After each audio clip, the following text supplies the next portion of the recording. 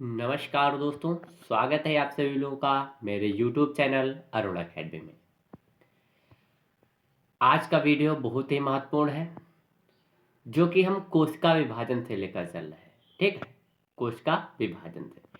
कोशिका विभाजन के अंतर्गत जो बहुत ही महत्वपूर्ण क्वेश्चन है, जिसका नाम है सूत्री या समसूत्री कोशिका विभाजन से आप क्या समझते हैं, यानी जिसको हम इंग्लिश में कहते हैं माइटोसिस। व्हाट इज माइटोसिस और माइटोसिस की क्या प्रोसेस होती है, कैसे प्रोसेस होती है, इस वीडियो में हम पूरी जानकारी ग्रहण करने वाले हैं। इसलिए वीडियो को अंत तक जरूर देखिएगा।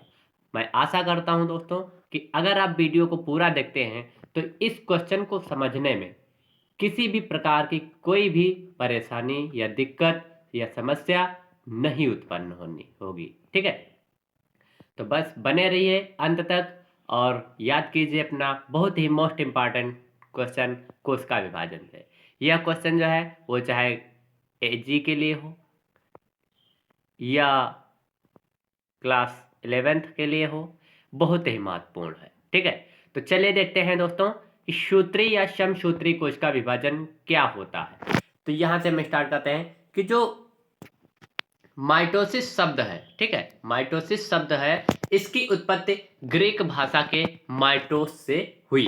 ठीक है, तो जो माइटोसिस शब्द है उसकी उत्पत्ति किससे हुई है? ग्रीक भाषा से के माइटोस शब्द से हुई है, जिसका अर्थ होता है थ्रेड। जिसका अर्थ क्या होता है? थ्रेड।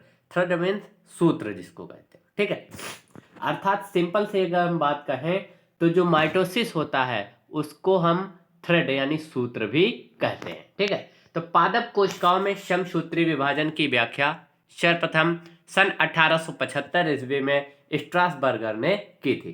तो अगर क्वेश्चन ये पूछ लिया जाए कि माइटोसिस की जो व्याख्या है वो सबसे पहले किस सन में और किसने की थी, तो सन 1875 ईस्वी में किसने की थी? तो सर स्ट्रासबर्गर ने की थी। ठीक है, जबकि जंतु कोशिका में वो क्या था? प्लांट सेल थी, लेकिन यहां पर क्या कह रहा है? एनिमल सेल में, अर्थात जंतु कोशिका में इसकी व्याख्या किसने की थी? तो डब्ल्यू फ्लेमिंग ने की थी। वो भी कब? तो 1879 ईस्वी में। ठीक है, तो यहां से हमारे दो क्वेश्चन मोस्ट इंपॉर्टेंट बनते हैं कि पादप कोशिका में माइटोसिस की व्याख्या किसने की थी?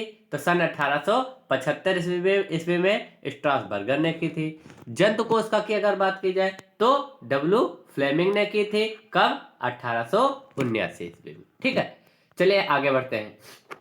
आगे देखते हैं कि यह विभाजन एक कोशिकाओं में होता है। ठीक है, यह विभाजन किस में होता है? कोशिकाओं में होता है, इसलिए इसे कायिक विभाजन भी कहते हैं। ठीक है, क्योंकि यह जो विभाजन होता है वो किसमें पाया जाता है? कोशिकाओं में पाया जाता है, इसलिए इसे हम कायिक विभाजन भी कहते हैं। ठीक है, इसमें मात्र कोशिका तथा संतत कोशिका दोनों में गुणसूत्रों की संख्या समान रहती है। समसूत्री, यहाँ से यही से स्पष्ट हो जाता है कि सम माने समान और सूत्री माने गुणसूत्र। मतलब इसमें जो संतति कोशिका होती है और मात्र कोशिका जो होती है उनमें जो गुणसूत्रों की संख्या होती है वो समान होती है। ठीक है, अब जो माइटोसिस की प्रोसेस है वो यहाँ से स्टार्ट होती है। माइटोसिस की जो प्रोसेस है इसे निम्नलिखित दो भागों में बांटा गया है। कौन कौन से भाग हैं? तो चलिए देखते हैं। पहला भाग है केंद्रक विभाजन या कैरियोकाइनेसिस। मतलब समसूत्री विभाजन में सबसे पहले क्या होता है? केंद्रक में विभाजन होता है और फिर इसके पश्चात कोशिका द्रव्य में विभाजन होता है, जिसे हम साइटोकाइनेसिस भी कहते हैं। ठीक है, तो चलिए पहले में देखते हैं केंद्रक विभाजन में क्या होता है। तो केंद्रक विभाजन में क्या होता है कि केंद्रक विभाजन में मुख्यतः चार अवस्थाएं होती हैं। कितनी अवस्थाएं होती हैं? मुख्यतः चार अवस्थाएं होती हैं। पहली है पूर्वावस्था या प्रोफेज। तो सबसे पहले हम देख लेते हैं प्रोफेज अवस्था क्या होती है या पूर्वावस्था क्या होती है। ठीक है, तो अगर दोस्तों हम बात करें प्रोफेज की, तो प्रोफेज जो होती है इसमें क्या होता है कि कोई सेल है, जैसे मान लीजिए ये कोई सेल बनी हुई है। ठीक है, अब सेल है तो सेल के बाहर क्या पाई जाएगी? सेल वॉल पाई जाएगी, यानी कोशिका भित्ति पाई जाएगी। केंद्रक होगा, क्या होगा? केंद्रक होगा। ये क्या है? ये सेल वॉल है यानी कोशिका भित्ति है। ठीक है, ये क्या है? कोशिका भित्ति है। ये क्या है, केंद्रक हो गया तुम्हारा। केंद्रक के अंदर भी क्या पाया जाता है, केंद्रिका पाई जाती है। क्या पाई जाती है, केंद्रिका पाई जाती है, ठीक है। और केंद्रक के अंदर क्या पाए जाते हैं, क्रोमेटिन जाल पाया जाता है। क्या पाया जाता है, क्रोमेटिन जाल पाया जाता है। अर्थात अगर हम बात करें केंद्रक विभाजन की, तो इसमें सबसे पहले जो प्रोफेज अवस्था होती है, इसमें क्या होता है कि यह केंद्रक विभाजन की सबसे लंबी एवं जटिल अवस्था होती है, ठीक है। अगर हम बात करें समसूत्री विभाजन की, तो इसमें जो सबसे लंबी और जटिल अवस्था होती है वो होती है हमारी प्रोफेज अवस्था, ठीक है। क्या होती है, प्रोफेज अवस्था होती है। अब यह क्या होती है, सबसे लंबी एवं जटिल अवस्था होती है। इसमें कई प्रकार के परिवर्तन होते हैं। कौन कौन से परिवर्तन होते हैं, चलिए देखते हैं। तो पहला परिवर्तन क्या होता है कि इसमें जो केंद्रक कला पाई जाती है, ठीक है, क्या पाई जाती है, इसमें केंद्रक कला पाई जाती है, यह धीरे धीरे क्या होने लगती है, विलुप्त होने लगती है, यानी गायब होने लगती है। दूसरा पॉइंट क्या है कि इसमें जो क्रोमेटिन के सूत्र होते हैं, जो क्रोमेटिन का घना जाल होता है, उसके सूत्र क्या होते हैं, मोटे हो जाते हैं और किसमें परिवर्तित हो जाते हैं, गुणसूत्र में परिवर्तित हो जाते हैं। अगला पॉइंट है कि केंद्रक धीरे धीरे गायब हो जाता है। देखिए पहला पॉइंट क्या था हमारा कि केंद्रक कला धीरे धीरे गायब होने लगती है। इसके बाद में दूसरा पॉइंट क्या है कि इसके अंदर जो क्रोमेटिन जाल होता है, जो इसके अंदर क्रोमेटिन जाल होता है, यह धीरे धीरे मोटा होकर गुणसूत्र का निर्माण कर देता है, ठीक है। और तीसरा पॉइंट क्या है कि इसके अंदर जो केंद्रक पाया जाता है, यह भी धीरे धीरे क्या होने लगता है, विलुप्त होने लगता है, ठीक है। अगला पॉइंट है कि केंद्रक के स्थान पर एक विशिष्ट आकार की संरचना प्राप्त हो जाती है। अब ये क्या होता है कि धीरे धीरे जब केंद्रक कला गायब हो जाती है और केंद्रक धीरे धीरे गायब होने लगता है, तो इसके स्थान पर क्या मिलता है, हमें एक विशिष्ट प्रकार की संरचना प्राप्त होती है, जिसे तर्क या स्पिंडल कहते हैं। जिसे हम क्या कहते हैं, तर्क या स्पिंडल कहते हैं। इसकी संरचना ऐसे होती है, ठीक है। ये कैसी संरचना होती है, तर्क या स्पिंडल आकार की होती है, ठीक है। अब देखिए इसके पश्चात जैसे ही हमें तर्क संरचना प्राप्त होती है, वैसे हमारी प्रोफेज अवस्था जो है कंप्लीट हो जाती है। इसके पश्चात हम आते हैं मध्य अवस्था या मेटाफेज में। मेटाफेज में क्या होता है, मेटाफेज भी बहुत ही सिंपल सी है, बस ध्यान देंगे, बस तुरंत समझ में आ जाएगा कि मध्य अवस्था यानी मेटाफेज में क्या होता है कि यह कोशिका विभाजन के सबसे सरलतम एवं सूक्ष्म अवस्था होती है। क्या होती है, यह सरलतम एवं सूक्ष्म अवस्था होती है, मतलब इसमें ज्यादा टाइम नहीं लगता है। तो इसमें कौन कौन से परिवर्तन होते हैं, चलिए देखते हैं। तो इसमें निम्नलिखित परिवर्तन होते हैं। पहला क्या है कि इसमें जो प्रोफेज अवस्था से प्राप्त तर्क संरचना होती है, वह कोशिका के मध्य में आ जाती है, ठीक है। मतलब जो प्रोफेज अवस्था थी उसमें हमें क्या प्राप्त होती है, तर्क अवस्था प्राप्त होती है, तर्क संरचना प्राप्त होती है। अब इसमें क्या होता है, मेटाफेज में क्या होता है कि यही जो तर्क संरचना होती है, ये किस में परिवर्तित हो जाती है, ये कोशिका के मध्य में आ जाती है, ठीक है। तो पहला पॉइंट होगा कि ये जो तर्क संरचना है वो कोशिका के मध्य में आ जाती है।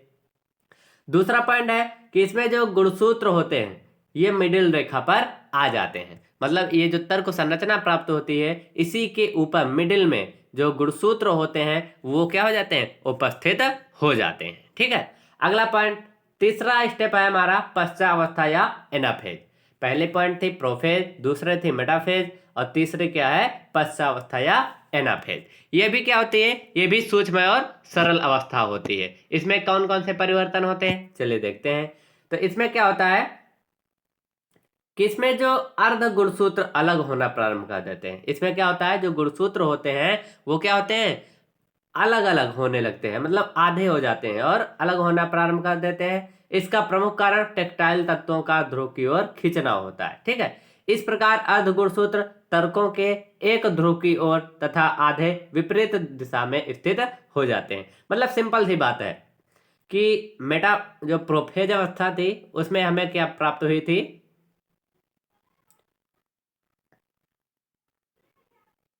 उसमें हमें तर्क संरचना प्राप्त हुई थी।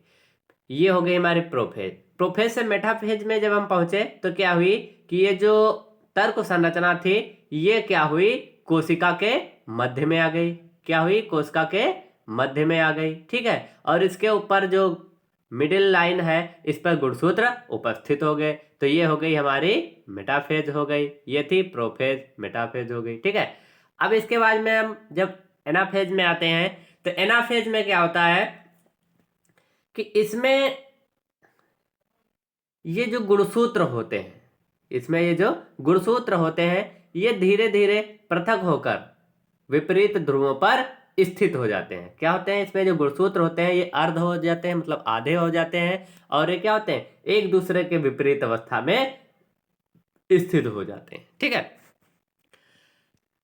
इस अवस्था में क्या होता है कि जो संतति गुणसूत्रों के समूह होते हैं वो विपरीत ध्रुवों पर एकत्रित हो जाते हैं तथा वी या एल आकार ले लेते हैं। मतलब जो गुणसूत्र होते हैं, जो अभी मैंने बताया ना कि इसमें जो गुणसूत्र होते हैं वो क्या करते हैं,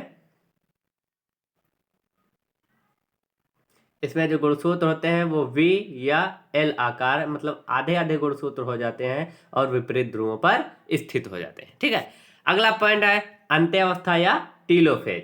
टीलोफेज में क्या होता है कि यह थोड़ी दीर्घकालिक अवस्था होती है, मतलब कह लीजिए यह क्या होती है, ये अन्य प्रोसेस से थोड़ी लंबी अवस्था होती है, और यह इसे हम कह सकते हैं कि यह जस्ट जो है प्रोफेज की विपरीत होती है। इस अवस्था में क्या होता है, केंद्रक सूत्रों के दोनों समूह और केंद्रक के चारों ओर केंद्रक आवरण का निर्माण हो जाता है। ठीक है, इस प्रकार एक केंद्रक से दो केंद्रक उत्पन्न हो जाते हैं। अब आगे हम नेक्स्ट पॉइंट देखते हैं कि कोशिका द्रव्य में विभाजन। ये दूसरा पॉइंट है। पहला पॉइंट क्या था, केंद्रक विभाजन। मतलब यहां पर क्या हुआ कि जो मात्र कोशिका थी, जो मात्र कोशिका थी उससे हमें दो केंद्रक प्राप्त हुए। कितने केंद्रक प्राप्त हुए, दो केंद्रक प्राप्त हुए। अब जैसे कि आप लोगों को पता है कि एक कोशिका में एक ही केंद्रक रह सकता है, इसलिए क्या होता है कि अब इसमें क्या होता है, सेकंड पॉइंट हो जाता है हमारा कोशिका द्रव्य में विभाजन। तो इसमें क्या होता है कि केंद्रक विभाजन के पश्चात संपूर्ण कोशिका द्रव्य दो भागों में बट जाता है तथा दो नई कोशिकाओं का निर्माण करता है। इस प्रकार से एक कोशिका से दो संतत कोशिकाओं का निर्माण हो जाता है। ये हो गई हमारी समसूत्री कोशिका विभाजन की प्रोसेस। आपके सामने फिगर बना हुआ है, ये रेस्टिंग सेल है, ये क्या है, स्टार्ट ऑफ माइटोसिस है, मतलब माइटोसिस यहाँ से स्टार्ट होता है। अर्ली प्रोफेज में क्या होती है, केंद्रक कला गायब होती है, केंद्रक गायब होता है, और इसमें फिर लास्ट प्रोफेज में क्या होता है, इसमें जो क्रोमेटिन होता है वो तर्क रूप आधार धारण कर लेता है। ठीक है, फिर मेटाफेज में क्या होता है, जो तर्क रूप संरचना होती है ये कोशिका के मध्य में आ जाती है। क्या होती है, कोशिका के मध्य में आ जाती है। और दूसरा क्या होता है, इसमें सीधी रेखा में जो गुणसूत्र होते हैं, जो क्रोमेटिन थे वो गुणसूत्र बन गए थे, वो मिडिल लेयर में स्थित हो जाते हैं। ठीक है, फिर एनाफेज में क्या होता है, एनाफेज में क्या होता है कि गुणसूत्रों का पृथक्करण होने लगता है। एनाफेज में क्या होता है, गुणसूत्रों का पृथक्करण होने लगता है, और ये क्या होते हैं एक दूसरे से विपरीत दिशा में स्थित हो जाते हैं। ठीक है, और टीलोफेज अवस्था में क्या होता है कि इसमें क्या होता है कि ये जो गुणसूत्र जो पृथक थे और विपरीत दिशा में स्थित थे ये पुनः जुड़ने लगते हैं। ये क्या होते हैं, ये पुनः जुड़ने लगते हैं और क्या करते हैं, दो केंद्रकों का निर्माण कर देते हैं। इस प्रकार से एक केंद्रक से दो केंद्रकों का निर्माण हो जाता है। ठीक है,